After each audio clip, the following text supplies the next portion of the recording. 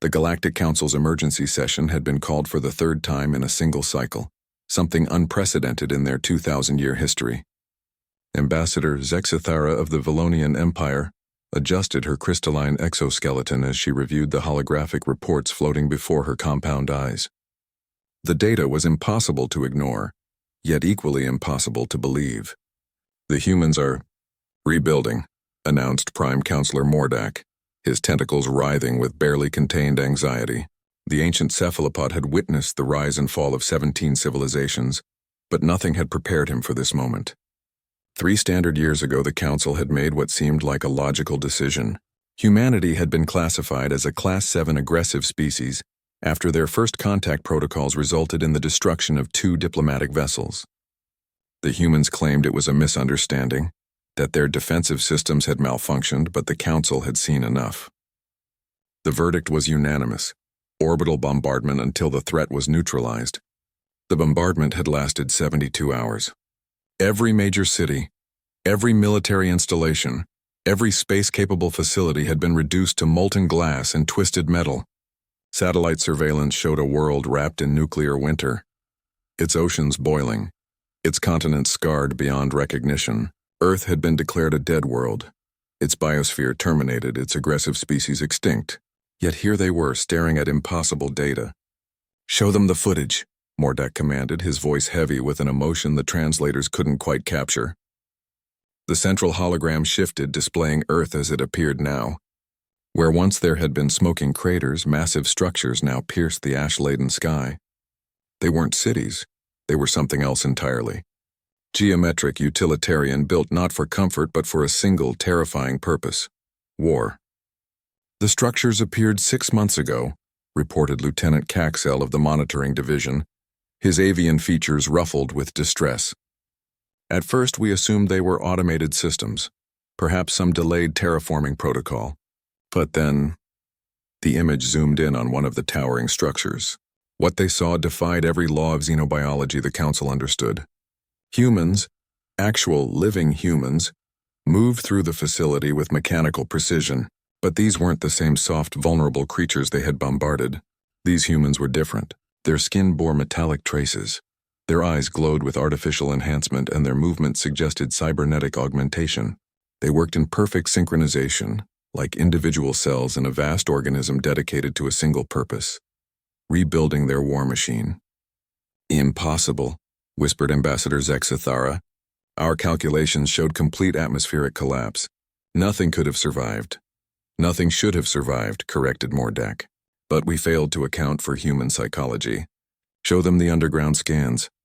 The hologram shifted again, revealing a vast network beneath Earth's surface. Tunnels, caverns, entire cities carved into the planet's crust.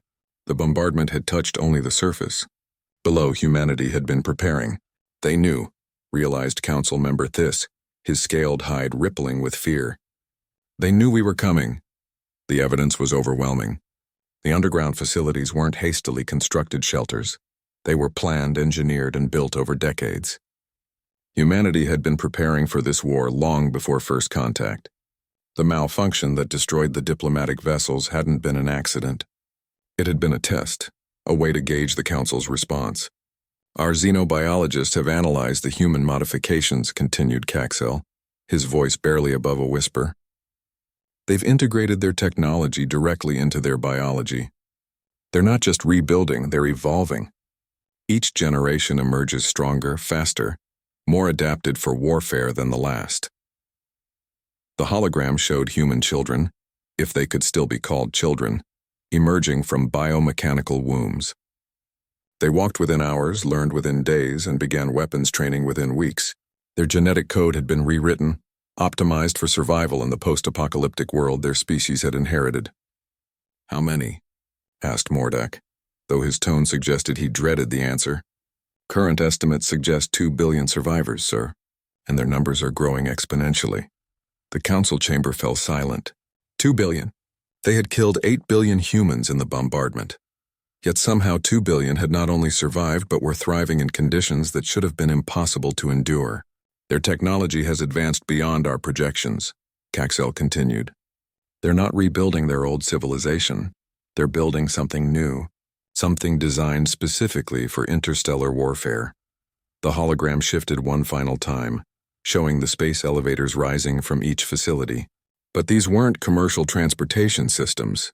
They were mass drivers, capable of launching massive payloads directly into space without the need for traditional propulsion.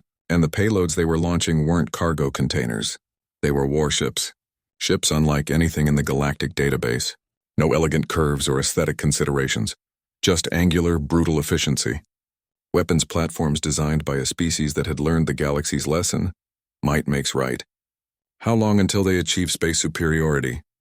Mordak asked, though he suspected he already knew. 18 months, sir.